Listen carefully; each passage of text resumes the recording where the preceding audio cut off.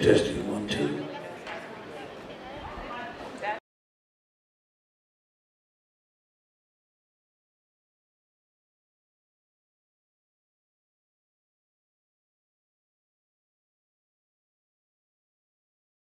Kevin Mott. Yes.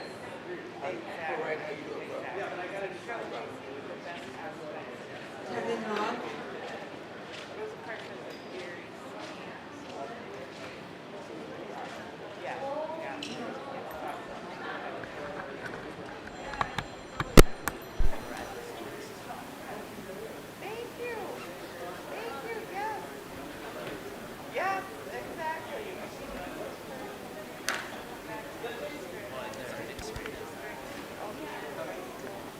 Maybe just unplug this so we can.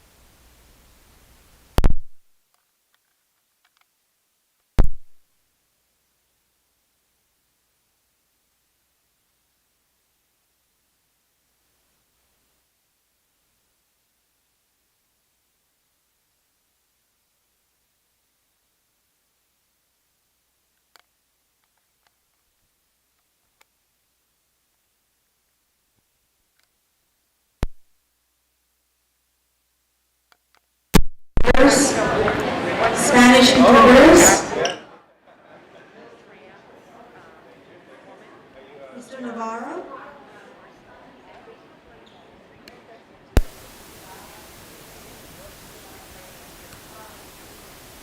ESL interpreter, Kevin Mott.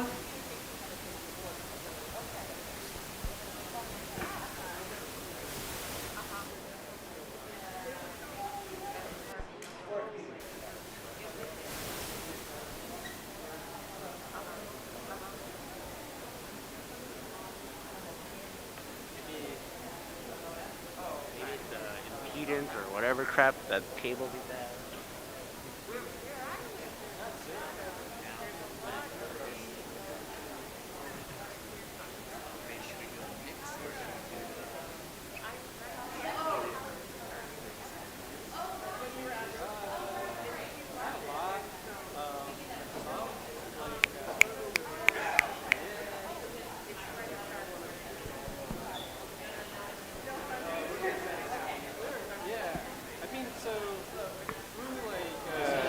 Daycare and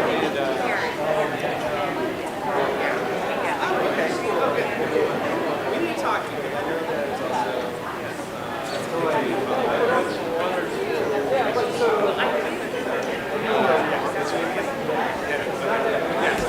Belly's out this week.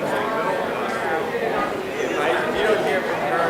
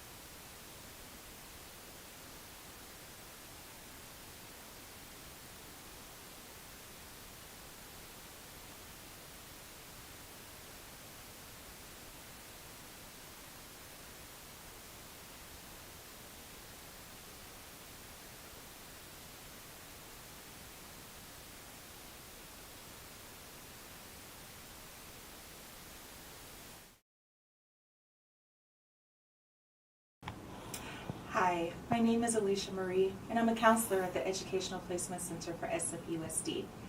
There's a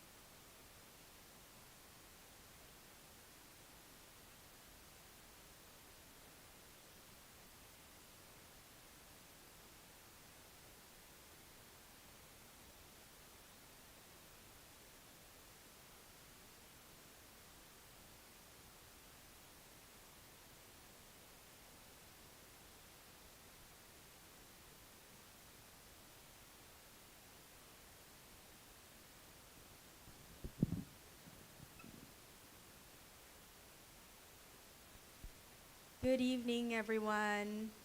What beautiful community. Welcome. We're going to get started in just a few minutes. We are offering ASL interpretation.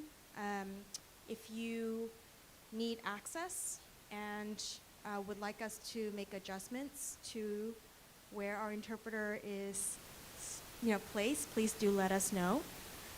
We are also offering Cantonese and Spanish interpretation.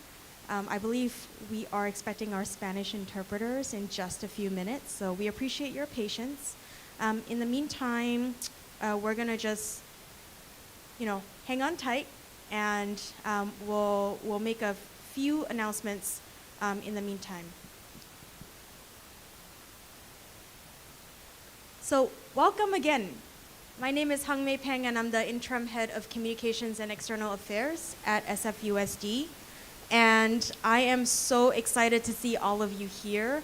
We are here to complete the fourth of 4 town hall series with Superintendent Dr. Matt Wayne as a part of his listening and learning tour.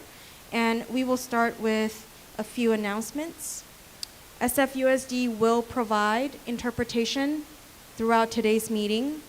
For Cantonese interpretation, please call 1-321-804-6965. Enter PIN 859-445-966#. For Spanish interpretation, please call 1347-363-0190. Enter PIN 962-735-707#. If we can have Cantonese interpreters, please.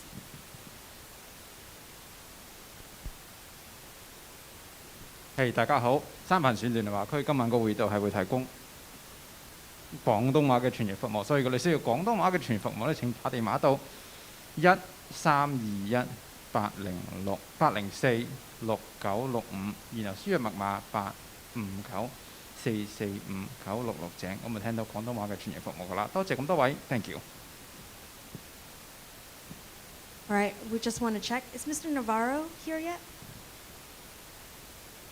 Okay, we're going to just pause really quickly and wait for our Spanish interpreter to arrive so that we can complete the rest of the announcements. Okay, Dr. Wayne has agreed to do Spanish interpretation simultaneously, so would you mind? Good evening, everyone. I'll do my official introduction in a moment, but just so we can move it along, I'll do a little Spanish interpretation. So buenas tardes a todos. Nuestra interpretor no está aquí ahora, así que yo voy a hacer los anuncios y esperamos que él llegue en tiempo para empezar la reunión. Cuando él llegue, si ustedes quieren escuchar la reunión en español, puede llamar este número, así que por favor nota el número. Y también este es el PIN que está allí y ustedes pueden notarlo y pueden llamar cuando él llega. Y yo voy a hacer mi mejor a traducir los anuncios antes de empezar y esperamos que él esté aquí. Gracias. So thank you. A few housekeeping announcements. We want to remind you to silence your cell phone. Restrooms are located right outside the auditorium on the left. To lessen the spread of COVID-19, we are providing masks and hand sanitizer. Please know that SFUSD follows local and state public health guidelines. Masks are strongly encouraged but not required, and we ask that you respect the rights of others to wear their masks. And we have staff members here. I want to give a shout out first to Willie Brown Middle School. Thank you for hosting us. And we also have staff from all over the district here supporting us. So if you can please raise your hand if during tonight's program, staff, if you can raise your hand. If during tonight's program you might need help, please do not hesitate to reach out. And in case of a medical or safety emergency, please notify us. In the event of an evacuation, please remain calm and follow instructions that are provided by staff. Thank you, Hong Mei. And I appreciate it. I saw a teacher or two thinking, wait, am I staff? No, you don't need to help out tonight. You're just here to share. We have the staff from the district who's helping out. Okay. Bueno, unos anuncios. Primero, por favor, si ustedes pueden silenciar sus teléfonos electrónicos o celular. Gracias. Y también los baños están afuera de nuestro este salón. Y también tenemos máscaras para ustedes y no sé cómo se dice hand sanitizer para sanitizar las manos. Y estamos aquí para apoyarles, así que hay empleados del distrito que podemos ayudar si necesita ayuda. Y también si hay una emergencia de seguro o medical, ustedes pueden notificar a uno de nosotros.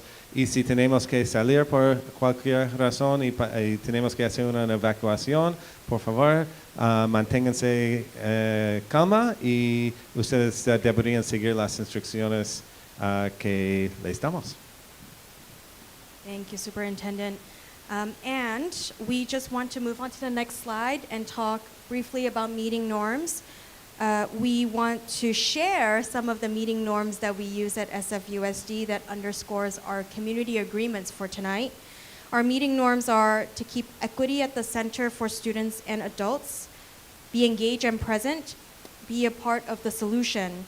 We want to model here what we expect from our students in the classrooms.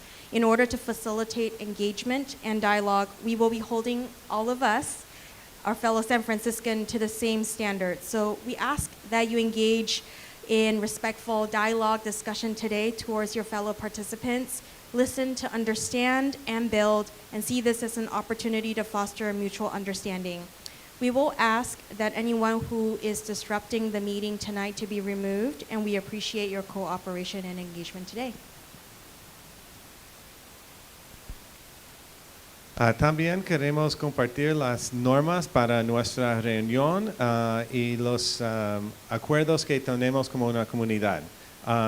Primero es que mantenemos la equidad al centro para los estudiantes y los adultos. También que estamos presentes y...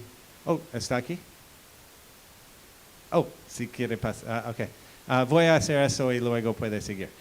Que estamos presentes y que somos parte de la solución. Y también queremos ser modelos para lo que esperamos de los estudiantes en nuestras clases. Así que para asegurar que tenemos un diálogo que es productivo, vamos a seguir las mismas estándares de eso. Y pedimos que ustedes son respetuosos a sus compañeros que están aquí, que ustedes escuchan para entender y que es una oportunidad para crear el entendimiento mutual, ¿se dice? Y si ustedes están disruptiendo la reunión, vamos a pedir que ustedes salgan. Gracias por su cooperación y también gracias por su paciencia con mi español. Aquí, él está aquí, sí, así que ya podemos empezar la reunión. Yes, and now, without further ado, a man who needs no introduction, our superintendent, Dr. Matt Wayne. Good afternoon, everybody. Thanks. Sometimes you have to make adjustments to make things work, so thanks for your patience. And really appreciate you coming out tonight to share with me your thoughts as I enter into San Francisco and do some listening and learning. And so tonight I'm going to start off with about a 15-minute presentation. Just want to introduce myself to you and what I have been doing these first few months in the district, and then share with you the feedback that we're looking for from you. Then we're going to have some time for you to provide that feedback, and we'll have a way for you to share it with us. First you'll work on it individually, and then we're going to have a whole group share out and have a discussion about your feedback. And so if you go to the next slide. First just want to introduce myself. to you all. And some of you may have heard this in a few other presentations, but for those who haven't, I'm coming, my name's again Matt Wayne, and I started actually as an English language arts teacher in New York. And in New York, I had a colleague from Barbados, and she said in Barbados, they don't ask where you are from, they ask where did you catch sense? And I really like that question because I'm from LA, but don't hold that against me. I went to school at Berkeley, and then I went to New York for my master's and credential because I knew I wanted to be a teacher. I loved working with kids, and I also loved literature. And so imagine myself being a high school English teacher, inspiring students through great works of literature. So you can go to the next slide. But when I went to New York, I got my first student teaching assignment at Norman Thomas High School. This was a large, comprehensive high school right next to the Empire State Building, and served the students mainly came from the public housing nearby. And when I walked in the school, I had to go through the metal detectors to get to a dilapidated classroom where I was going to teach. And it immediately struck me just how unfair it was for students to have to go to school in an environment like this just because of where they lived. You know, it definitely wasn't like where I went to high school. And it again, didn't seem fair that they'd have to go and have this kind of experience just because of the zip code where they came from. And then I met the kids, and they were amazing kids and had a wonderful experience working with them.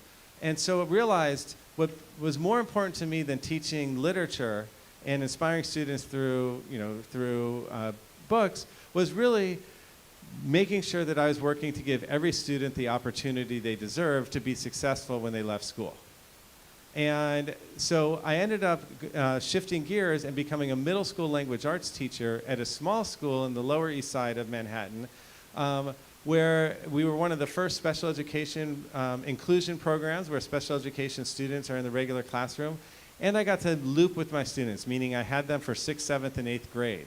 And so really got time to get to know them, develop relationships with them and their family to have that impact. And we ended up becoming one of the most improved middle schools in New York.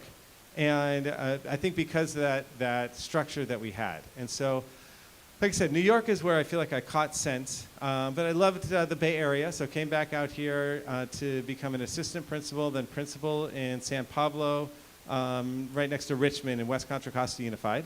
Then I was actually in San Francisco for 2 years as a school supervisor from 2010 to 2012, supervising elementary schools, driving around the city, supporting principals. Really loved my time here and appreciated what the district was doing.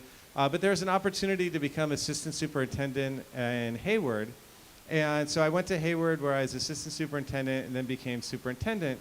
And I've been superintendent there for the past 6 years, but always kept an eye on San Francisco. Again, loved being in the city and the work that the district was doing. And so when the opportunity to become superintendent came up here, I thought, well, let me go for it, and here I am with you. So that's a little bit about what brought me to San Francisco, and then just wanted to share a little bit more about myself. So as I said, I love working with kids. And I'm a kid at heart, and I feel like schools should be fun. Kids should have fun in the classroom learning, and they should have fun when they're at school. And so I warned the board right when I interviewed that you should expect to see me out at schools on October 31st, and maybe other days as well in costume. If you go to the next slide, one after that, you'll. So the Halloween's coming up to us. I'm looking forward to getting out there with the students and seeing their costumes and just having fun with them in school. So another thing to know is I come to this job as an educator, but if you go to the next slide, also I bring the parent perspective. I'm a parent of two kids of my own, and I know as parents, all parents want the best for their kids. Right? All parents want their kids to have a positive experience and to leave school with options. Again, kind of regardless of where a parent comes from, what I know, parents want the best for our kids. So I bring that, so I know when working with families, that when families are advocating for their needs, it's because you want what's best for your children. And our job is to listen and work with you to make sure we're fulfilling our responsibility to make that happen. So while I am a parent, if you go to the next slide, Both my children actually have graduated high school. My son graduated last year, and we just dropped him off to college. And my daughter's a senior in college now. So we're empty nesters at home, and I thought, what better way to fill the void than become superintendent of San Francisco? Because I know it will keep me busy. So here I am at night, not worrying about missing a dinner with them. So that's a little bit about me, and then let me share about my plan as I come in. So if you go to the next slide. I have a 117-day entry plan. So why 117 days? Right? A lot of new leaders will come in. They have 90 days, 100 days. Well, I'm coming in, if you go to the next slide, and I'm coming in at the same time that the Board of Education is doing a lot of work to ensure that we're a district that's focused on student outcomes. So they've been going through a process of attending workshops. They're having their own listening and learning sessions around the city. And we're updating our vision, values, and goals so that their work is focused on, and their governance is focused on improving student outcomes. And they're expected to bring forward the updated vision, values, and goals on October 25th. So that's why I align my plan to that, so that as I'm listening and learning and we set goals for student outcomes, I'll have an idea of then how we need to organize ourselves as a district to work to meet those goals. So if you go to the next slide. So I'm really coming in with two priorities. It's the listening and learning and listen to understand what's going on. But I also recognize we have some urgent and important issues that we need to address.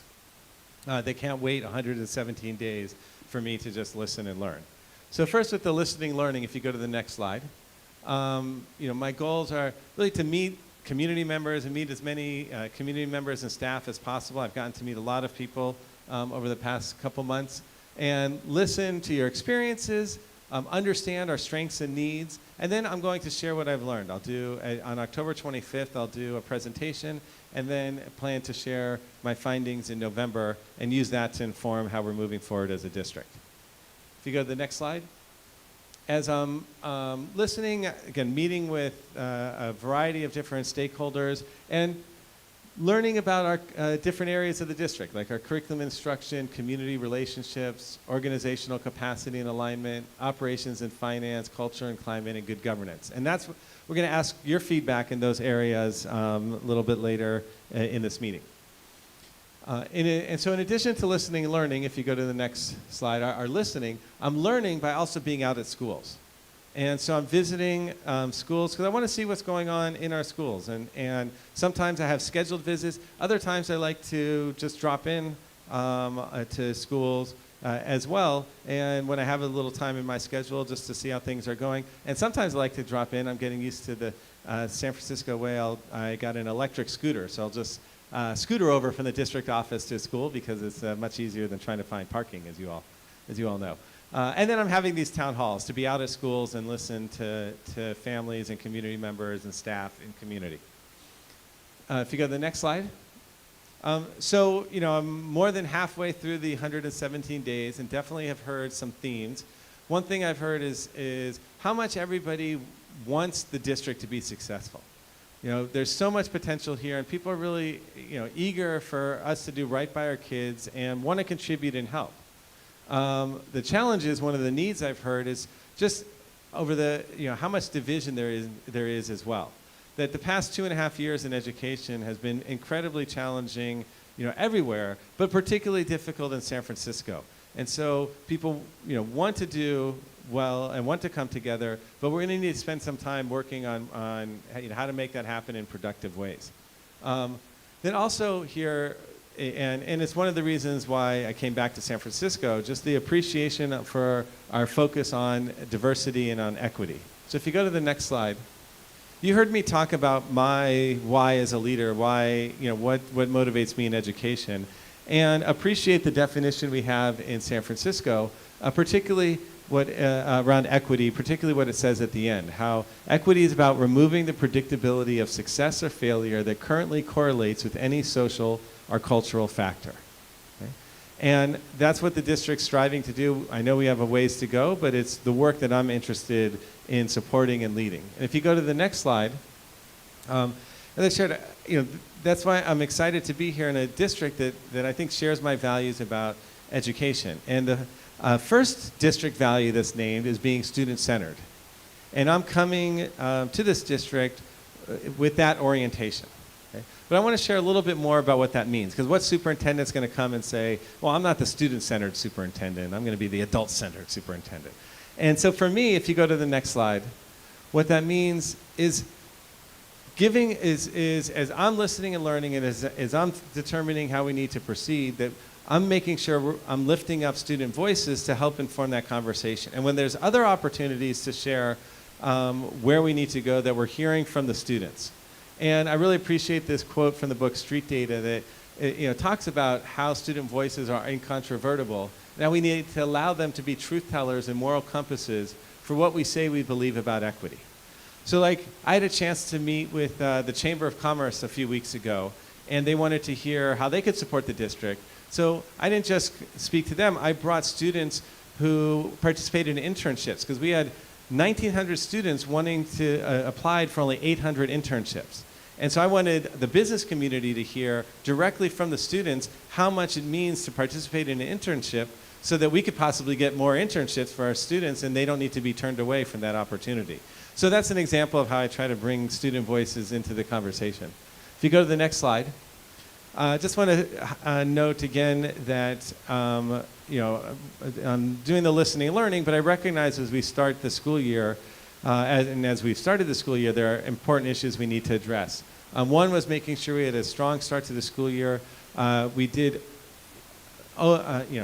made some tough decisions to make sure that our classrooms were staffed, including reassigning folks, and we still have some classrooms where there's vacancies that is incredibly hard, and so working to address those issues. I think many people are familiar with our Empower payroll challenges, and I continue to meet, I've met every day on this topic. I've now brought in some additional support, trying to provide updates, but we really can't have our staff focusing on their paycheck. We need them focusing on why they got into education, supporting students. And then also working with the board to really improve governance and not just going through this process to identify and commit to our vision, values, and goals, but also what good governance looks like. So the board just recently updated its operating procedures as well. Okay, so I don't know if that was my timer that I'm done with my 15 minutes, but I think we're about there. If you go to the next slide. So here's what we want to do, and really appreciate the turnout tonight. So do want to be able to hear from as many people as possible. And so one way to do that is giving you an opportunity to share your thoughts in various areas in writing, and then we'll have a discussion. So we have here, do we only have it on one side today? Okay. So we have here, maybe we can spread them out a little bit, but we have here, if you go to the next slide, do we have them? No, go to the next slide. Go back then. Okay. We have here those 6 areas that I had stated before, like community engagement. So what we want to hear from you, we're going to give you Post-its and a pen, and you can note down what you think I need to know. And I do want to ask you to share both what I need to know that we need, that's a need in the district, but also like what's a strength? What are things that you think I need to know that we should be building on? What can we do more of? Because I do visit our schools. I have talked to a lot of families and staff, and we have a lot of neat things going on in the district that maybe we need to focus more resources in certain areas to lift up those good programs. And so I want to hear that as much as what our needs and our challenges are. So we're going to give you about 15 minutes to write on Post-its in those different areas. And then what we're going to do is the staff's going to help. We're going to collect the Post-its. And then I'm going to share out a theme that we're hearing. And then we'll give people a couple minutes to speak, a few people to speak to the theme that I hear, that I share in each of those areas. And then we'll end with just any general comments people want to share before we close, and I'll share with you where all this information is going. So any questions about what we're doing right now? Okay, and I got to meet about half of you, so I'll make sure as you're filling that out, I'll be coming around and saying hi to you, and if there's something in particular you want to share with me, you can, and we'll start off, we'll give it about 15 minutes, and see, my eyes have gone, but you'll figure out and actually let's go back. Can we go back to the slide just so we can have it up here? You're gonna have to go back a ways to the one that has the. Keep going. One more back. Okay. These are the areas, right? So these are what's on the yellow Post-its, and so if you feel like something around culture and climate, you need me to know. Like we need, we need to just talking with our amazing T10 SWIFT. The T10 from Martin Luther King, about some of the needs that we have around keeping our students safe at school. You can put that under school climate, right? If you have suggestions around operations and finance, you can put that under there. Or like I said, if you have good news around how we do community relationships, like I've heard a lot of positive feedback around our community, our family liaisons. You can put, we need to support our family liaisons. So they're up there. You'll get the Post-its and pens. I'll say hi to more people, and we'll come back. We'll do a time check in 15 minutes, but I do want to have time where everybody can share with each other too. Right? Can people with Post-its and pens raise their hands so we can get those out? Where's that? Hongmei, Laura, we got them? There we go. Okay.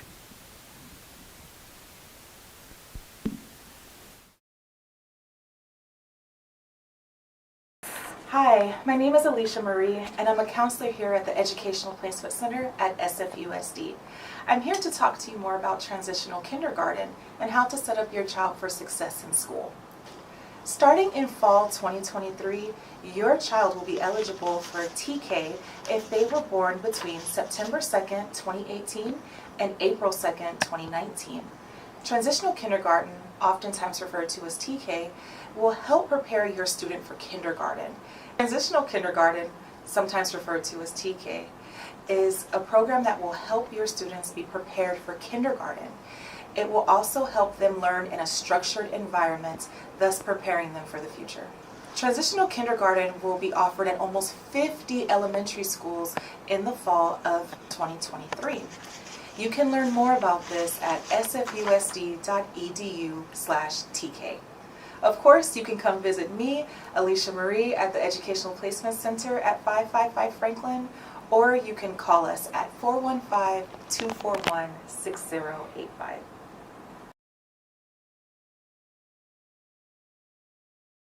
Hola, mi nombre es Nadia y soy consejera de matrícula en el Distrito Escolar de San Francisco.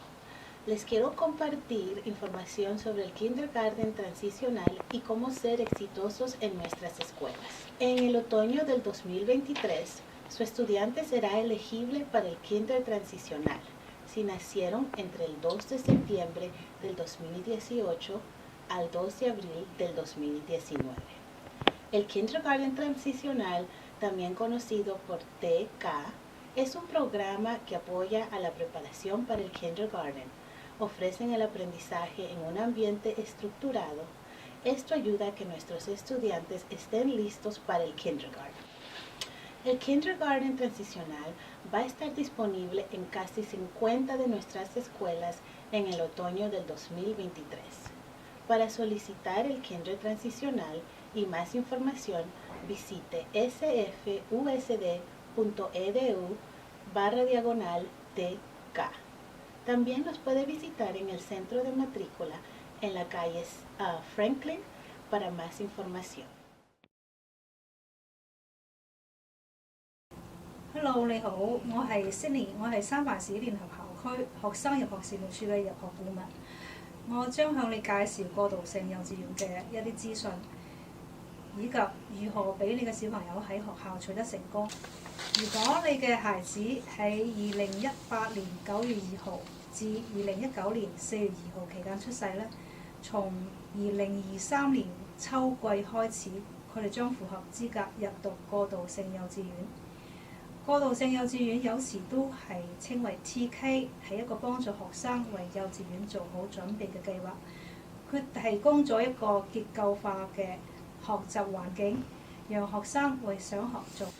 從2023年秋季開始，將有50間小學設立過渡性幼稚園班。你可以喺 sfusd.edu/TK 了解更多信息並提交申請。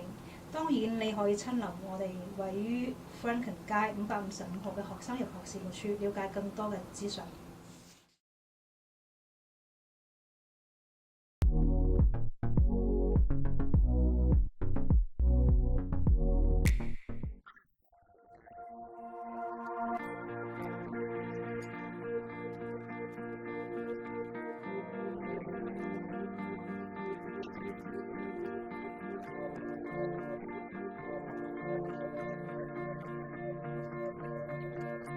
When I speak Spanish, it makes me feel happy because I'm starting to learn and I'm starting to like this school, and it's so beautiful.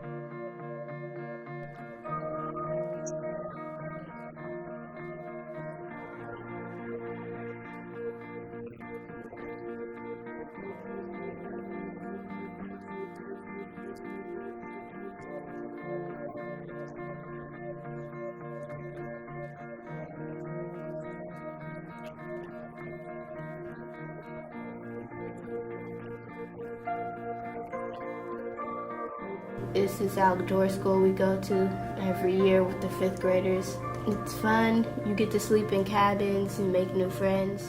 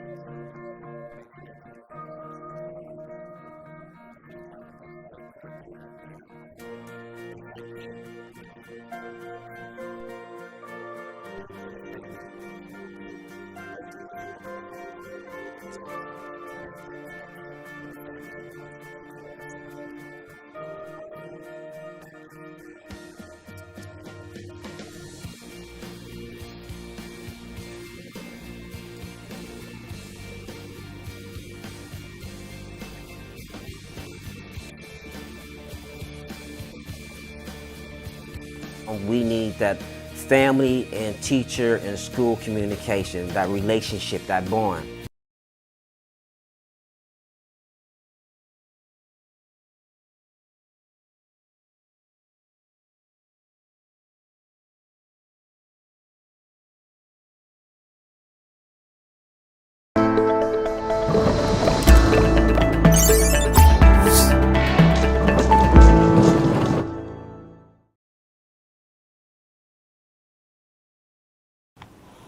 Hi, my name is Alicia Marie, and I'm a counselor at the Educational Placement Center for SFUSD. There is a public school for every child in San Francisco, and I want to tell you more about how to apply for school with SFUSD. Applying is easy. It just takes 3 steps. The first one is choosing your schools. The best way to choose your school is to use our SFUSD enrollment guide. You can also go online to sfusd.edu/schoolfinder. From there, we recommend that you look for and choose at least 5 schools that could work for you and your family. Step 2, gather your documents. You'll need 1 proof of home address, 1 proof of your child's birth date, as well as your photo ID. Step 3, complete an application. We will accept applications beginning on October 22nd, 2022.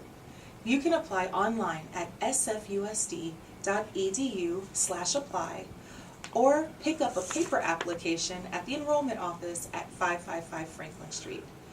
For the school year starting in August 2023, we highly recommend that you apply by February 3rd. I am happy to offer my help if you need any assistance. Please visit our website or call us at 415-241-6085 or visit us at 555 Franklin Street. Hola, mi nombre es Nadia y soy consejera en el Centro de Matrícula para el Distrito Escolar de San Francisco. Hay una escuela pública para cada estudiante en San Francisco. Les daré más información para matricularse. Matricularse es fácil, hay solo 3 pasos. Primero, escojan sus escuelas. Hay más información de nuestras escuelas en la guía de matrícula o puede buscar más información en nuestra página de internet sfusd.edu/schoolfinder. Recomendamos que tan siquiera solicite 5 escuelas. Segundo, aliste sus documentos. necesitamos un comprobante de domicilio, un comprobante de edad de su estudiante y su identificación con foto. Por último, llene su solicitud. Aceptamos solicitudes a partir del 22 de octubre del 2022. Puede completar una solicitud en línea en sfusd.edu/apply o puede llenar una solicitud en nuestra oficina localizada en la 555 calle Franklin. Para el año escolar comenzando en agosto 2023, le recomendamos que complete su solicitud antes del 3 de febrero del 2023. Le podemos ayudar si necesita ayuda. Visite nuestra página web, llámenos al 415-241-6085 o venga en persona a nuestra oficina localizada en la 555 calle Franklin. Hello， 你好，我係 Sydney， 我係三藩市聯合校區入學事務處嘅入學顧問。三藩市每個孩子都可以入讀三藩市嘅公校。我想話俾你知更多關於如何申請三藩市公校嘅信息。申請係好簡單嘅，只需要3個步驟。第一係要選擇你啲學校，你可以使用呢個入學指南去了解更多關於學校嘅信息，或者喺我哋嘅校區網站 SFUSD.edu/schoolfinder 上網查看學校嘅資訊。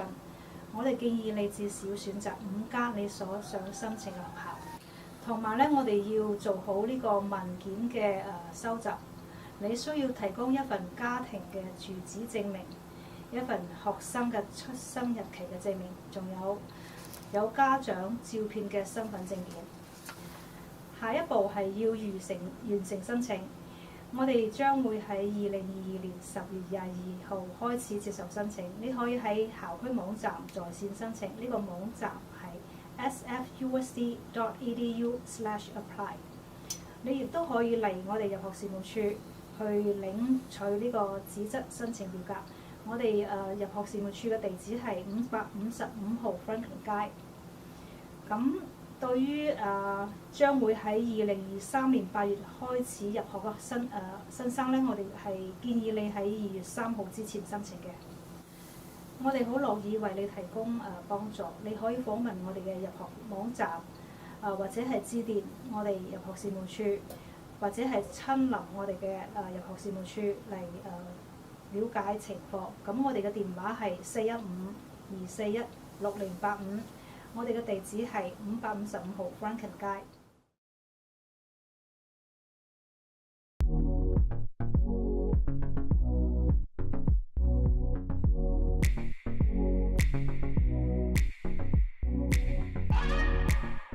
Welcome to Thurgood Marshall Academic High School, the Bayview's one and only San Francisco Unified School District High School.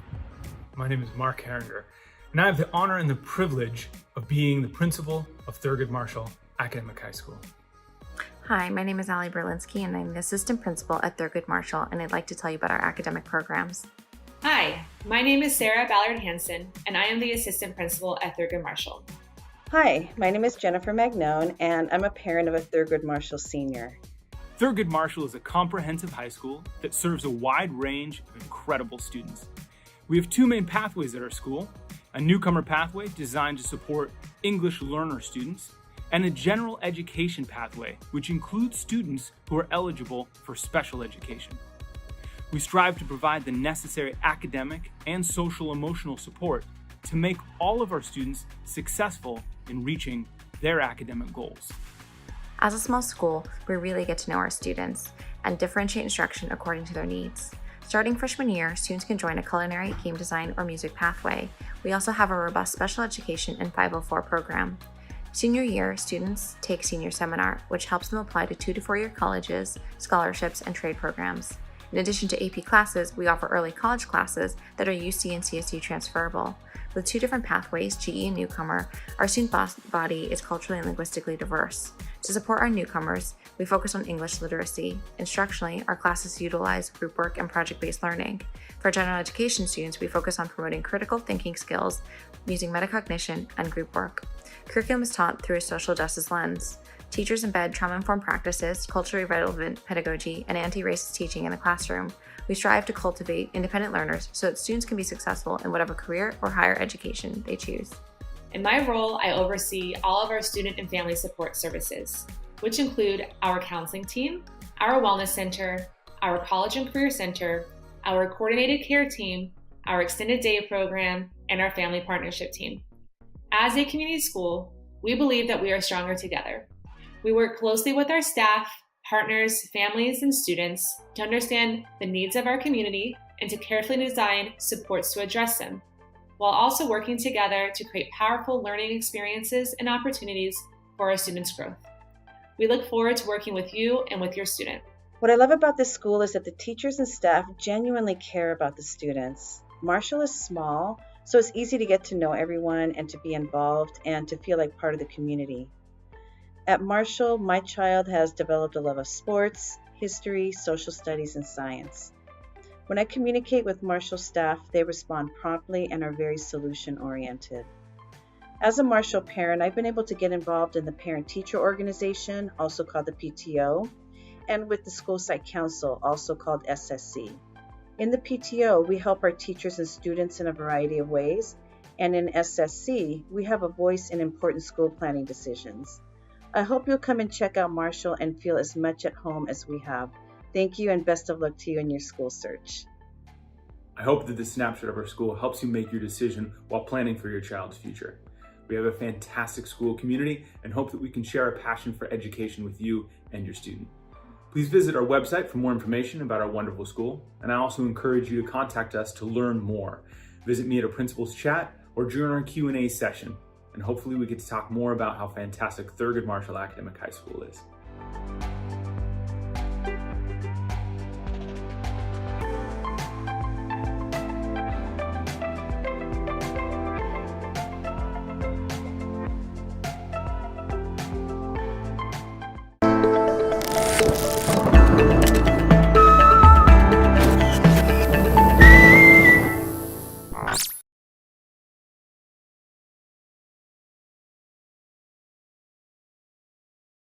Hi, my name is Alicia Marie, and I'm a counselor here at the San Francisco Unified School District Educational Placement Center.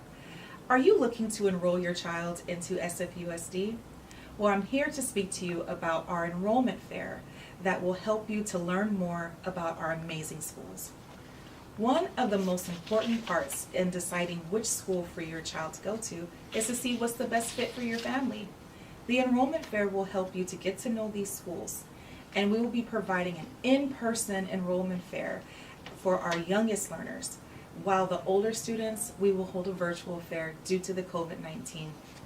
For students who are going to pre-K, transitional kindergarten, elementary schools, we will have an in-person enrollment fair on October 22nd at John O'Connell High School. For students going to middle school or high school, we will have a virtual enrollment fair that will be held between the evenings of October 24th through October 27th. You can learn more about the enrollment fair at sfusd.edu/fair. If you would like more support in completing these applications or just have detailed questions that you want answered, please feel free to visit our neighborhood workshops. You can find the dates, times, and locations at sfusd.edu/workshops. I'm happy to tell you more about these options. Please feel free to visit me at 555 Franklin Street or call 415-241-6085. Hola, me llamo Nadia y soy consejera de matrícula en el Distrito Escolar de San Francisco. ¿Está interesado en inscribir sus estudiantes con nosotros en el distrito? Estamos aquí para ayudarle. Puede recibir más información durante nuestra feria de inscripción y talleres de inscripción. La parte más importante de nuestro proceso es buscar una escuela que funcione para su familia. Durante la feria de matrícula aprenderá sobre todas nuestras escuelas. Para nuestros estudiantes de primaria, nuestra feria será en persona. Y para nuestros estudiantes de escuelas intermedias y secundarias será una feria de matrícula virtual como precaución del COVID-19. Para nuestros estudiantes ingresando al pre-kinder, kinder transicional y primaria, tendremos nuestra feria de matrícula en persona el 22 de octubre en la escuela John O'Connell. Para nuestros estudiantes ingresando a la escuela intermedia y secundaria, tendremos oportunidades para preguntas y respuestas virtuales con todas nuestras escuelas del 24 al 27 de octubre. Para más información sobre la feria de matrícula, visite nuestra página de internet sfusd.edu/fair. Si necesita más apoyo para su solicitud o tiene preguntas detalladas sobre el proceso de matrícula, asista a uno de nuestros talleres de inscripción comunitarios. Para más información sobre la fecha, hora y ubicación, visite sfusd.edu/workshop. Estamos contentos de hablar y de sus opciones. Nos puede visitar en la calle 555 Franklin o llámenos al 415-241-6085.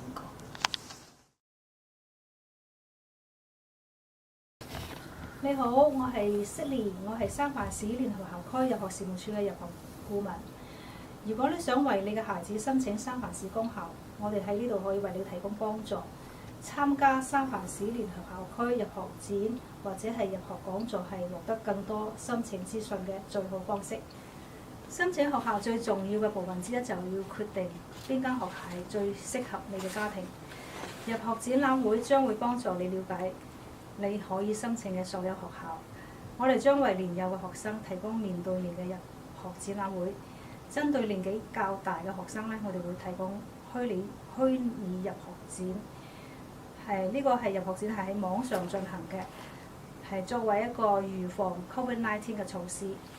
對於要上學前班過渡性幼稚園班或者小學嘅學生呢，我哋將會喺10月22號喺 John O'Connell 高中舉行面對面嘅入學展覽會。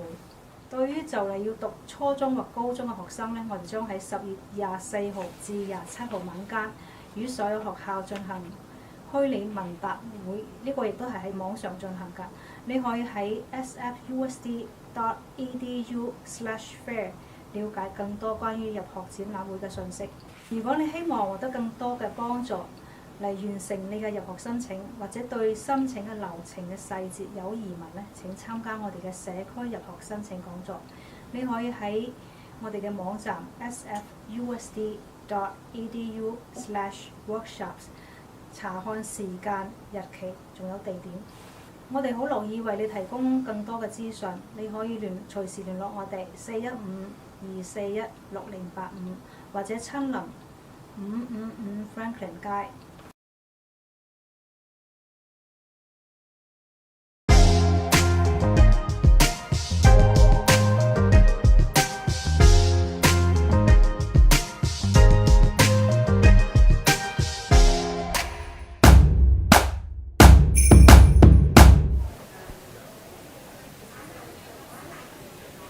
I overheard and was in some really good conversations earlier. Thank you so much for being here, for being present, for being engaged, and being in community with one another.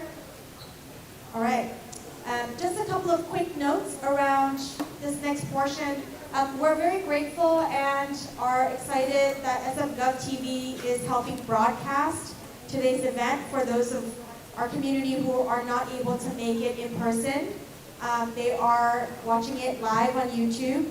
And so with that in mind, please do sort of take note. We are hoping to make our ASL interpretation also visible. So if you would like to raise a question or participate in the next portion in engagement with the superintendent, we ask that you move up to the front right here in this spot to present your question. And I'm going to turn it back over to Dr. Wing.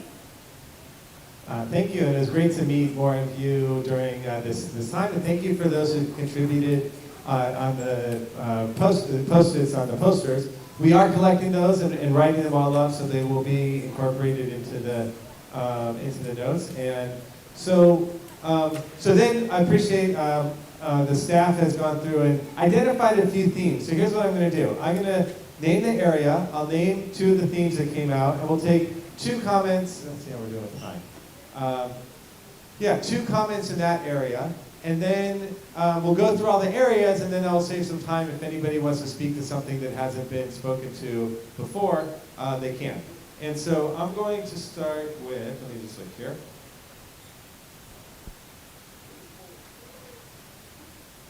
Okay.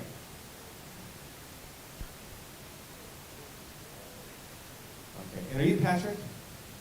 Okay, I'm going to start with culture and climate because we have 2 themes here plus a special note. So under culture and climate, one theme is a commitment and measurable action to root out and eliminate anti-blackness that exists in our schools and our community. And more mental health supports for schools. And I see Patrick is up here, so if anybody wants to speak to the idea of culture and climate, either expand on those 2 themes or anything else around it can come on up. But Patrick had a note, he wanted to talk about bullying. So you want to come up, Patrick, and share your experience?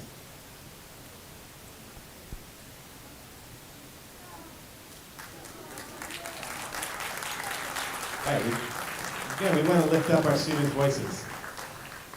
My name is Patrick. Nice to meet you. I wanted to talk about bullying.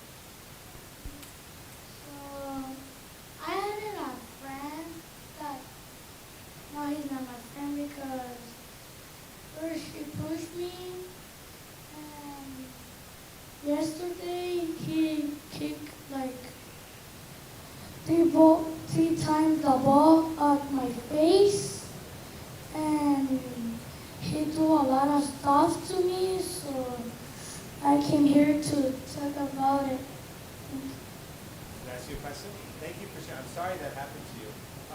What happened when you told an adult at the school?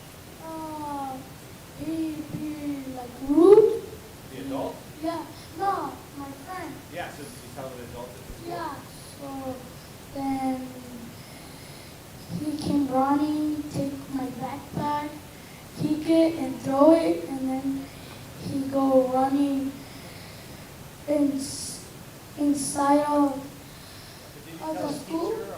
We told to the teacher, and then they said like to the another teacher and at the awareness center to if we can help them to said like don't do it and calm down that my friend, because when he do that he very like runs, throw things, and he really hurt like 3 or 5 kids. So he do that. First of all, Patrick, thank you for coming up and sharing. Yeah, and what I'll tell you, Patrick, what school do you go to?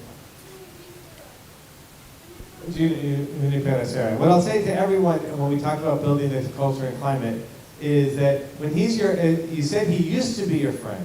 So what we want to make sure that adults are doing and the teachers are doing when they talk to you is, how do we call it, we have a term for it called restorative practices. So how do we basically talk through things so you can be friends again and that stops? That's our goal. Oh, you already did some of that? Okay, well maybe your mom will share more.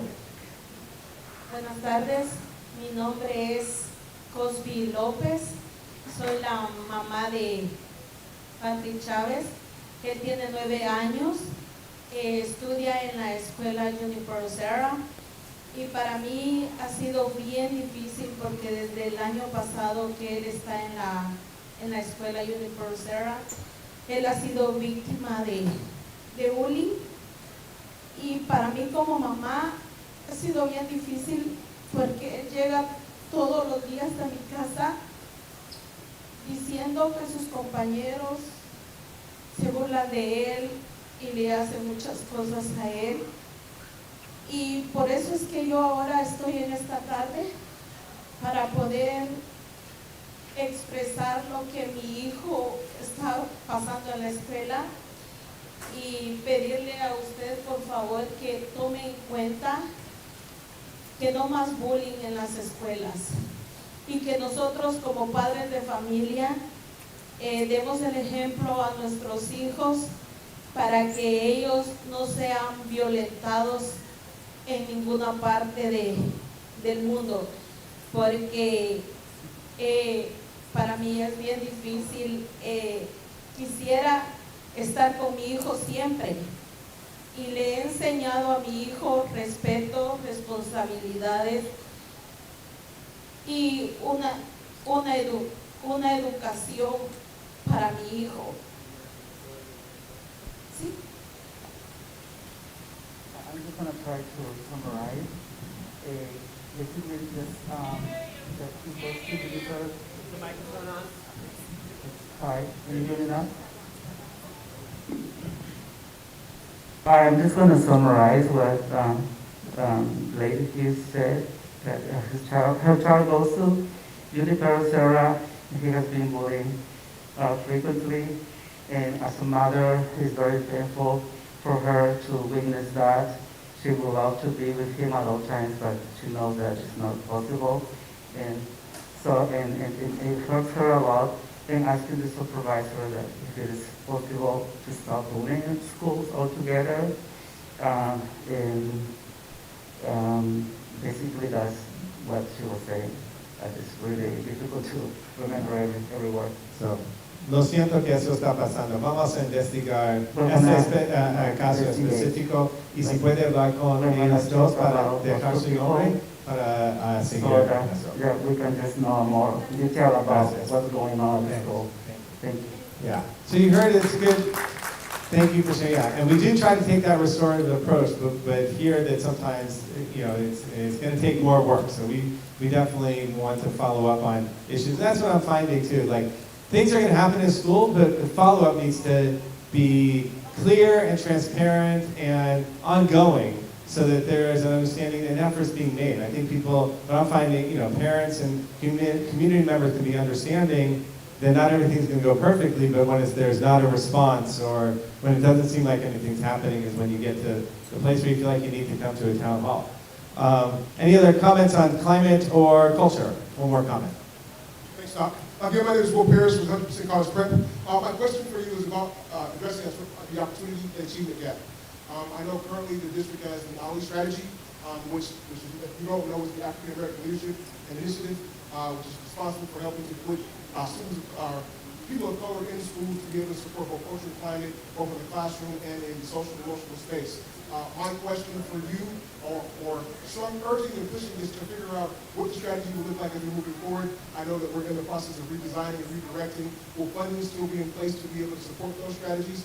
I know that in the last 7 years of it being around, it was a very strong, hard pull to get that there and have those fundings to be able to support it. But beginning to have pathways for educators to go from the parent-to-teacher program as well as the PLI program. I know we've got a flux like Ms. Thomas and Mr. Essie that become administrators of color, but how do we support, what is your strategy to continue to support the pathway for reducing the achievement gap through culture and climate by placing students and people, professionals of color in school to be able to work with our students? Yeah. And that diversity can really help create the climate we want in our schools. And so I'm learning. We have some amazing programs, and I think the thing I'll say is, as you heard, you might expect this answer. I'm still listening and learning and figuring out the plan. But what I'm hearing a lot too is what's not as transparent and clear as could be is how, when the board sets goals, so if we have a goal, because we know we need to address the opportunity gap, right? So how then are resources clearly aligned to those goals within our budget? And particularly in the last year when there needed to be made cuts, it was, again, what I've heard is just it wasn't as clear, like, what are we prioritizing that we want to continue investing in, and why would we not invest in these other areas? And so that's the conversation I think that needs to happen publicly and transparently, so you can see, oh, you are investing in this, or if not, okay, we understand either why not, or then we're going to advocate why it needs to be put over here. But it should be clearly aligned when we come out with our next budget based on our goals and the outcomes we have for students. So Okay, thank you. Let's see, I'm going to move on. Here were some themes around community relationships. Let's see here, what was it? Okay, so one theme was to listen to parents to get to know every culture and community. Oh, all right, we're good? Okay, listen to parents to get to know every culture and community. And then also transportation services for all K-8 students and baby students. And so wondering how the district is engaging in transportation planning so it's responsive to the needs of families, especially of youngest learners in elementary. So does anybody want to speak to the theme, those themes under community relationships?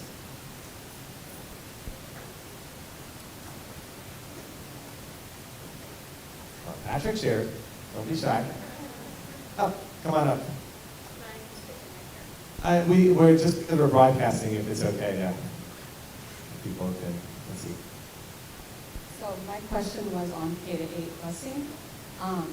The Bayview has always been one of the community that is underserved. And my children went to Alice Longview and they had busing. At one point it was cut and the board approved to have busing continue for Bayview students. And it's been 3 times since my children have graduated from Alice Longview that the principal transportation has tried to cut busing for Bayview families. It isn't fair if we don't have the means to get our children to Alice Longview, and we don't have immersion programs in the Bayview. We don't have K-8 programs in the Bayview. So when there is an opportunity to have students go to great schools and you cut busing for them, then you're not being successful to keep those students in great schools. So can you tell me what your plan is for that? So first I do want to say you bring up an important point that in terms of wanting to serve the Bayview area, we want it where there's the program opportunities as families want, so that their kids can stay in the neighborhood and be more, not feel like they need to go outside. But so what she's talking about, so she had actually shared this at another meeting, and subsequently I learned as a district, we provide transportation at elementary school, but we don't provide transportation at the middle school level. But that policy needs to be revisited, and we kind of temporarily revisited it this year, but it definitely needs to be revisited because we have K-8 schools, which could result in schools where there's siblings, where an elementary student is on the bus and their older sibling isn't allowed to be on the bus and the parent needs to bring them over to the school. So that didn't really make sense. So we, I think, worked it through in the short term, but long term we need to think through our policy and really just have one that makes sense for families that, again, that if we're serving, and recognizing K-8s are different than middle schools. And so that's, so we have a short-term solution, but long-term we need to revisit the policy before next year as we're doing our planning. Anything else on community relationships? Okay, so for operations and finance, there's a theme of budget concerns, need a better way need a better way to meet, can't read this word here, so meet our funding priorities, is that it? Yeah. Okay, and then transparency about Empower. So does anybody want to speak about our budget or Empower? Come on down.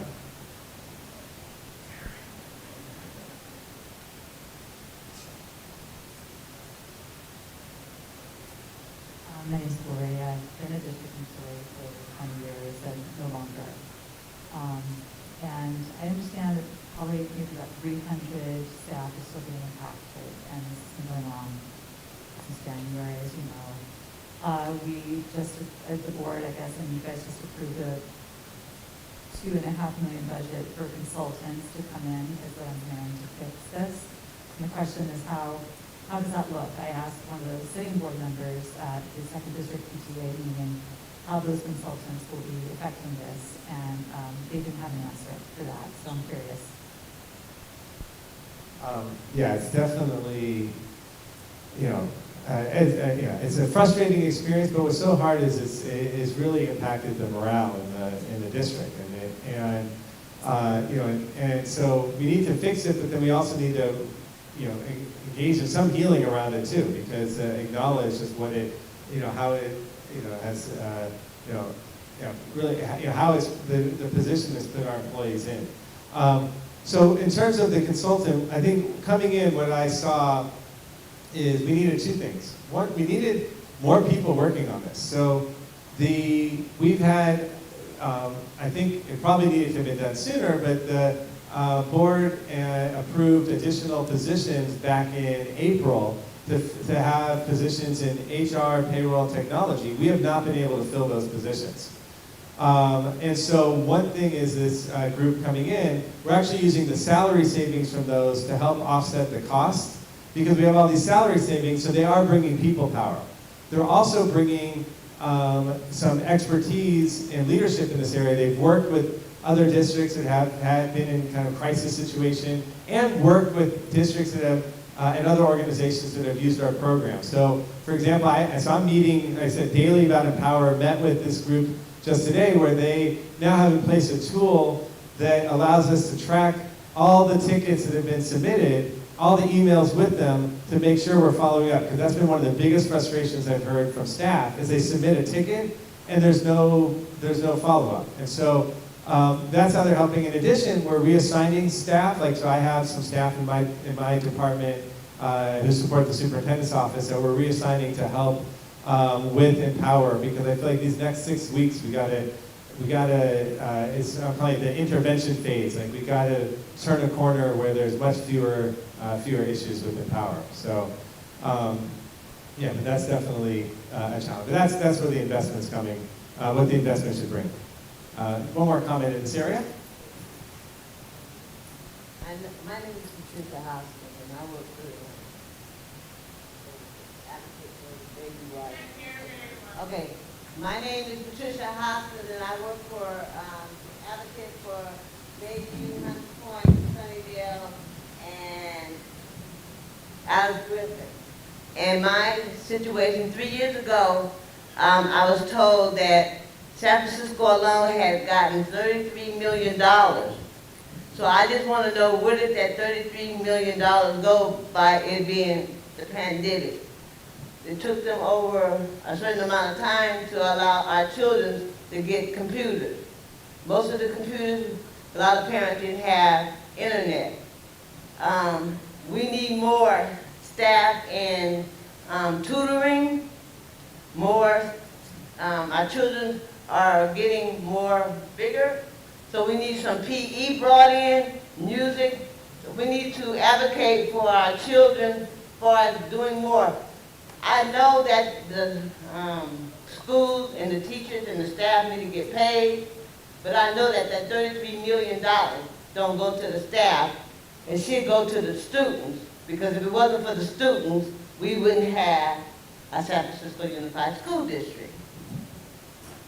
Thank you. And that goes back to that transparency, particularly in these last couple of years.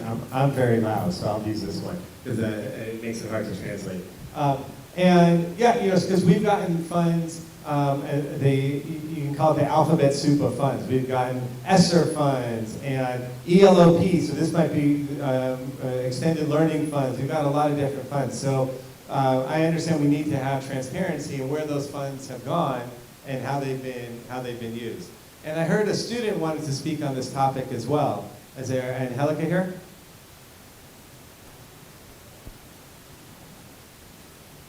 All right, we'd like to hear from our students, as I said. Come on down, Angelica. It's Angelica. Oh, Angelica, sorry. Hello? Hello. I just want to say that I wish the food here would be better, because sometimes I can't really eat the food here. That's it. Sure. Oh, he said it's a bit louder. I said that I wish for the school food to be better, because sometimes I can't be eating it. So just to add a little context, my children have a condition where they can't eat a lot of foods, and because of the limited vendors and the vendors' limitations, a lot of times my kids go hungry throughout the day if I don't make sure that they have lunch to bring to school, which is actually inequitable because they should have access to free lunch. So that's what she's upset about, because she couldn't eat lunch today.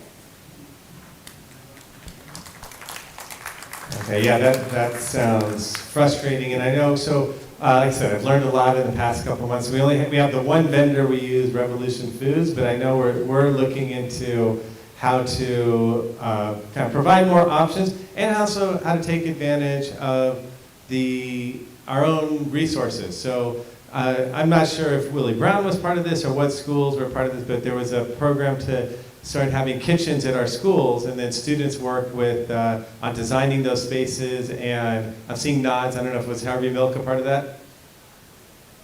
Marina Middle School. And so looking at how we can bring in those options and have more because if the food's more prepared locally, it's fresher for our students. So this is definitely an area of focus over the next year, because we have to, the contract comes up with Revolution Foods we're with, so it's an opportunity to think how we're doing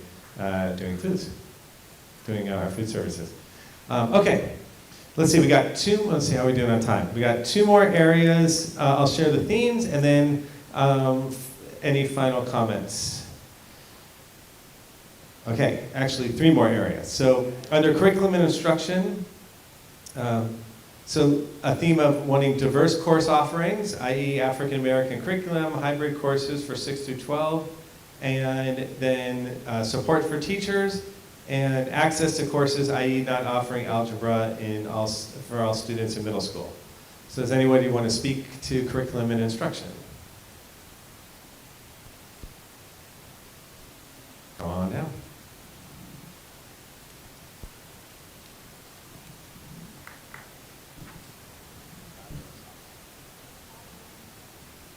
My name is Chrissy Rivera. I have 3 students in the district. 1 attends Burton High School and 2 attend Martin Luther King Middle School. Go Cobras. I am angry, I am sad, and I'm extremely concerned. My students at Martin Luther King Middle School are being harmed. They do not have access to science teachers. And I also feel like I bear a burden to represent students, all 6th and 8th grade students, especially those who don't have guardians who are able to advocate for them. I do not want the teacher shortage normalized. San Francisco Unified, find solutions. We have equity as a focus, access as a focus. We can do this. And I'm asking district leadership to look within our district, to look at the number of teachers on special assignment we have, the additional curriculum that's being built that means nothing if there's no one in the class to teach. Our students will not be able, my children, your children, the other students at MLK will not be able to fulfill their lifelong academic goals or life goals. They will not be able to solve problems like climate change, be our nurses, and be our doctors. I'm an emergency room nurse. We focus. When we have a critical patient that comes in, we reprioritize our priorities. We need to do this in this district. We need leadership to do this. We need you to stop, reassess, and put teachers on special assignment back in the classroom now. Not part-time, full-time. So please, let's get creative. Let's look within our district, and we can do this. But we have to have instruction taking place in the class first. Thank you. Thank you.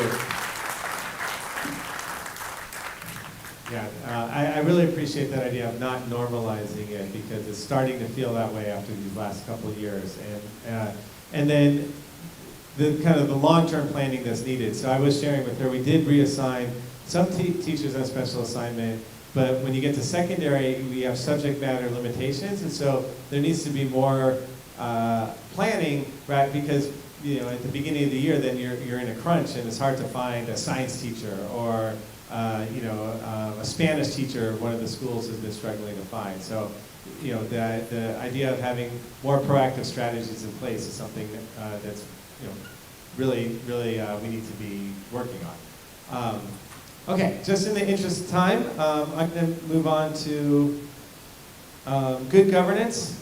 So see a theme of more transparency with staff, clear process and accountability, like clear processes and accountability in the district. So I don't know if anyone wants to speak to governance. Got a comment over here?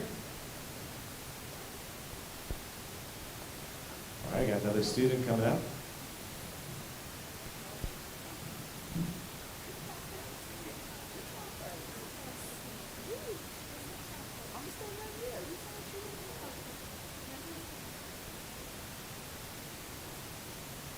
This is my son Levi. He's a first grader and he wants to tell you how he feels about his school. Please don't shut it down. And why not? Because it's better. What's your favorite thing about school? I get to learn. What school do you go to? Malcolm X. A little context again, sorry. So in the 2nd District PTA panel for the board candidates last week, 2 current mayoral appointee board members, Lainey Motometti and Lisa Wiseman-Ward, stated that they had plans to divide the district and it would lead to school closure, so that's where the concern is coming from.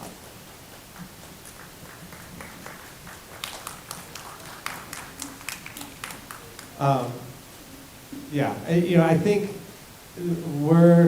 the importance of the board going through its process to identify vision, values, and goals is that these aren't like just theirs, they represent the community, and then we can organize ourselves and use our resources around how we want to use our resources to support those values and goals. And I think that's the conversation that needs to happen in the community, is where are we going to prioritize things. And so when it's said, and have that in a way that is, again, transparent, so we don't have first graders worrying about this, but we haven't even had a conversation yet about where we're going as a district. So, but it's great to hear that he loves his school, and that's what we want our students to experience. Okay, and then lastly, around organizational capacity and alignment, more teachers in smaller class size, and user-friendly enrollment process. I don't know if anybody wants to speak to those themes.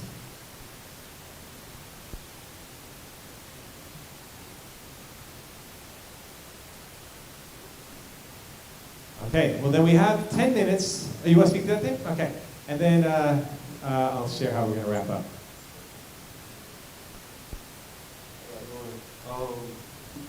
I'm part of a CBO here at Willie Brown Middle School, 100% College Prep, as well as I co-facilitate the AALI class with Brother Matthews and the Kingmakers of Oakland. And within that, this year, we have 2 classes, our 4th and 5th period classes, which contain just the amount of 3 students. And luckily, us two, having 2 facilitators in that class, makes a huge difference. In the sense of, like, I feel like we all kind of may know somewhat of like the advantages of having more teachers in the classroom. The teacher to student ratio, your students, our babies, they get to learn they get so many more advantages than having a class size of 20 students, which is our 8th period class. We have 25 students enrolled, and it's only 2 of us. If I wasn't a CBO here, that would just be Brother Matthews all by himself. And I mean, I can only imagine what that's like within our class, him being by himself, because he's a class full of 6th graders. And love him. Love him to death. I love him to life, not death. But within that being said, I mean, take that into science, and having a classroom full of students who aren't interested in science at all, you know what I mean? Or a class of math, you know what I mean? I can only imagine, I know what it was like for me being a 6th grader, and I hated math, you know what I'm saying? But having to be a teacher now, I have a lot more empathy for my teachers, you know what I'm saying? And so like, just wanted to advocate more for having more teachers. Someone mentioned something about budget cuts, and that I think that all kind of ties together. But yeah, I'm all for like having more teachers because we get to just enrich and impact our babies' lives that way. Thank you. Thanks for working. Okay, so we have 10 minutes. People are maybe a little less now. If people want to leave on time, well, you're free to leave when you want. Let's hear 3 examples. What are some 3 things that is working in the district? Or that you like about the district or your school or something to build on that you think would be good for me to know that we should be building on? You go? Okay. And then, and then maybe we'll hear from some people we haven't heard from yet. I know there's things good if you have kids at schools. I know there's good things happening at the schools. Thank you. So I have a child at this school in Malcolm X, and what has worked here, obviously Malia, is partnership. It's the whole village approach to where the parents, the administration, the educators, and the students all have voice and all have some decision-making power in what happens in our community and what goes on here. Also, we have community-based organizations, as Mr. Malik stated, that are a part of our school community, and no one person voice out resonates the other one. Of course, you know, Malia is the captain of the ship, right? But she is very intentional about promoting equity, not just in how it's the operations and how the curriculum is delivered, but also equity and power and decision making. Another thing that works really well in the district is also having transparency at certain levels, especially around the school site, around the SSC, the school's budget, and also the events that build community around the schools. Thanks for sharing, and thanks for being an advocate for your students. All right, we got Swift. You going to tell us something that works? Well, I'd like to mention something that don't work. Wait a second. No. I really have to say this because I'm serious. I don't have to tell you who I am and what I'm about. But the safety of our kids is a very serious subject to me. You know, some schools don't have enough security. Some schools don't even have security. You know, so I've already talked to the doctor about this. And we need to the district needs to take security and safety of our kids way more serious. And I'm serious about it. We're not being serious enough. We're not taking it seriously. What happened in Oakland last week, it could happen here, you know, but because it never happened in San Francisco, you know, we throw it out the window. Let's take security serious. It's a serious matter, and it involves our kids' safety. I just need to be taken more seriously. And I've already gave a paper of things that I think needs to be worked on, and I know he's going. You know I'm serious. I just want him to be as serious before something happens. Thank you. Thank you. Yeah. Like these are the situations where, you know, we really don't want to be reactive and wait for something to happen. We want to demonstrate how we're and being proactive. And so I do have some good suggestions for follow-up. Okay, we're talking about some things you want to share that works. Anybody else want to share something that's working? Or yeah. Hi, my name's Dayton. I have 2 kids in SFUSD, one at Everett and one at Harvey Mill. One thing that's working that I think doesn't get enough play are the teachers. Our school, Harvey Mill, went through several principals, and before that, when my godson was there, they had a really high turnover. And I think that as we as parents hear all the sort of chatter around the schools, especially as we're transitioning to elementary schools to middle schools, can be really damaging, and a lot of people who aren't even in the system criticize the system, which is frustrating because Principals will come and go, but the teachers really hold down the fort. And I think that that's just playing into more resources going towards that. I'm not even going to ask how much the Empower database paycheck thing costs, but it's frustrating to see money going to contracts when the essentials and the people that hold down the fort are not being paid. And as a parent, they're the ones that are keeping the schools going and giving quality education, even though chatter around us may say otherwise. So, have that. Thanks for sharing, and thanks for celebrating our teachers. Okay, John, you're going to get the last word. Come on down. Oh, was there one more?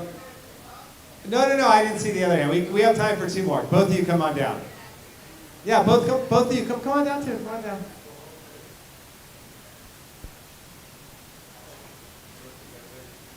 Okay. Building community as we speak, right? I'm on here. So I'm Miss Long. I am the chair of the mathematics department and 8th grade mathematics teacher here at Willie Brown. Yes. Thank you.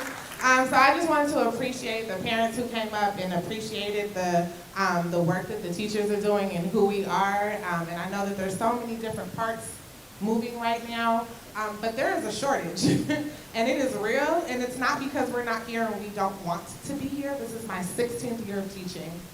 And I drive from Oakland every morning to be at Willie Brown because I've heard the chatter in the community about how crazy and horrible Willie Brown was, and I had a friend that was an AP here. And so he said, just come, and I came and did instructional rounds, and I was like, this isn't a horrible school, this is wonderful.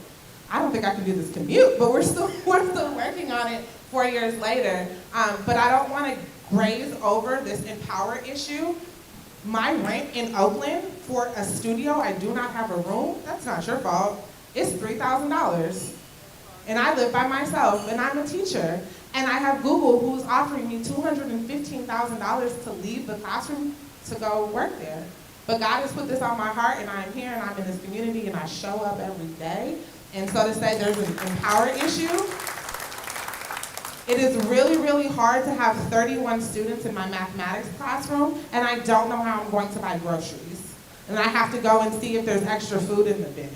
And this is the 16th year of my career, and I have so much education. I've paid hundreds of thousands of dollars to be a teacher.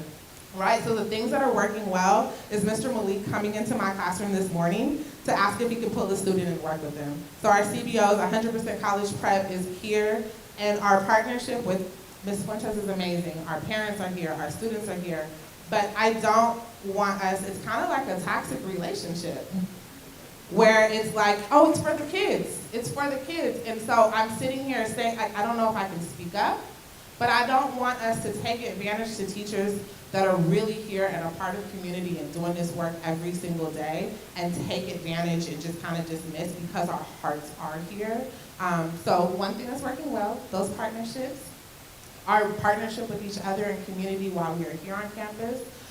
But I think maybe there's so much money in San Francisco, these people are here. It's so beautiful. This poppy means I love California. I love it. Family's been here for 100 years. And so if you come to San Francisco, what can you do to offer? So I know Willie Brown is been adopted by the Warriors, the Golden State Warriors Foundation. That's really, really nice to get the perks that they bring. So even if we don't have the dollars to increase my check $100,000 the way it should be, maybe there's some ways that we can, you know, I got a $20 gift card from a parent last year, and that came in really, really handy when I needed toilet paper last month. That's real. So even as parents, like the little things that you guys are doing for teachers and just the things that you can do in garnering relationships with community, not just the community-based organizations that are here actually doing the work, but these corporations that are here in this beautiful, beautiful city. Like, what can you throw a little something, even if it's a gift card and a gas card. So thank you.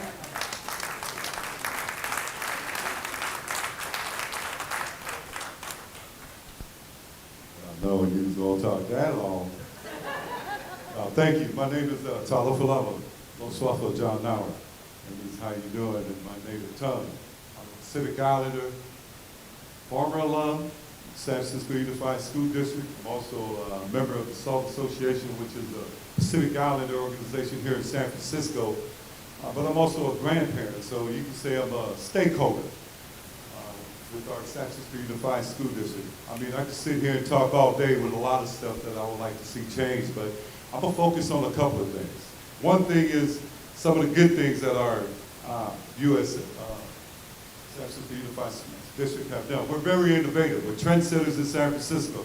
We have a lot of resolutions and initiatives that are in place for a lot of different ethnic groups. The problem is we need some leadership on making sure that's being followed through and that there's money being put behind it.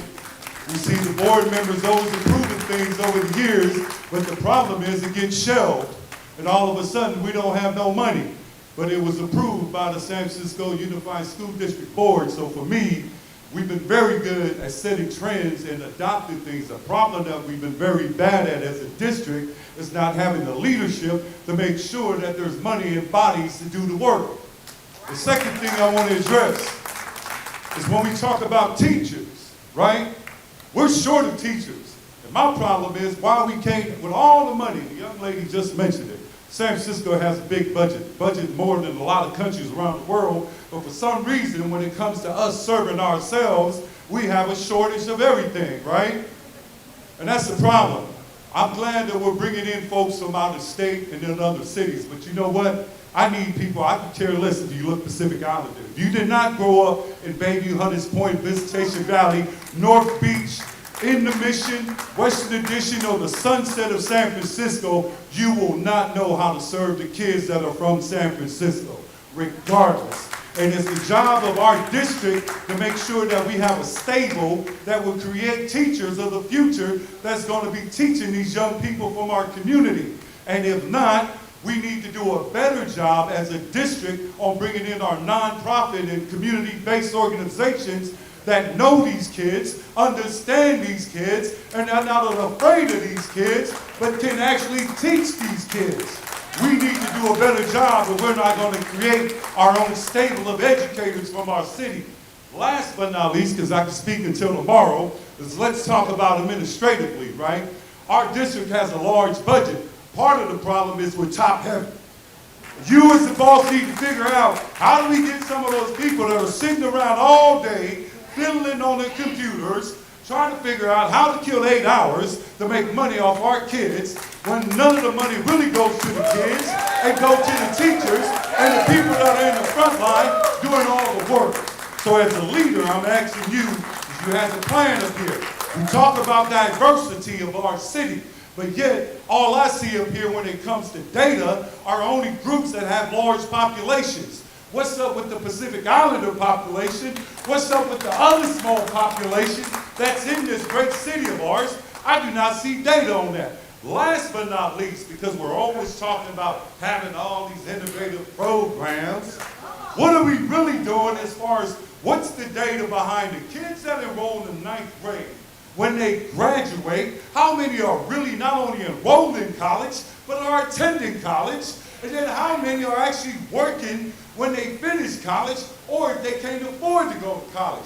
That's the kind of data as a stakeholder I want our San Francisco Unified School District to produce, because we're putting up a lot of money, but we're getting no productivity, because most of our kids that graduate are sitting in their parents' living room for a year to 2 to 3 to 5 years trying to figure it out. And the only reason why they go find a job is because they're getting booted out the house by their parents.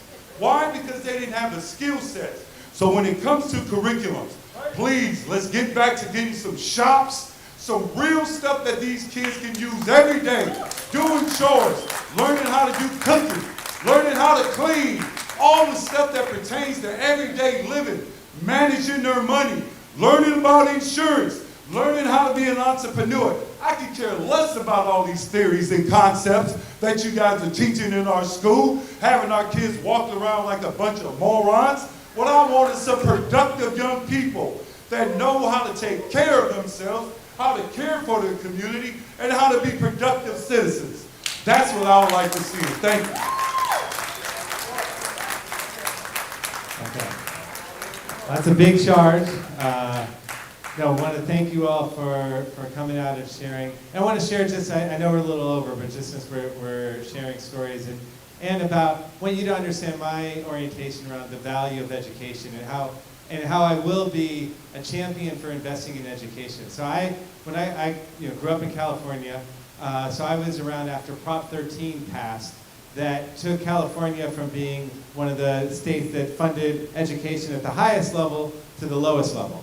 And I remember when I was young, in our district, we had one of the first parcel taxes that was going, because you could do a parcel tax if a community wanted to fund schools more. And so I was walking around with my dad while he was campaigning. And so we were and he ended up talking to a woman who was walking her dog. And he said, we have this, I forget what the measure was, Measure A that's going to fund schools. And so, we're looking for your support. And so she said, well, I don't have any kids, and so what's this going to do for my dog?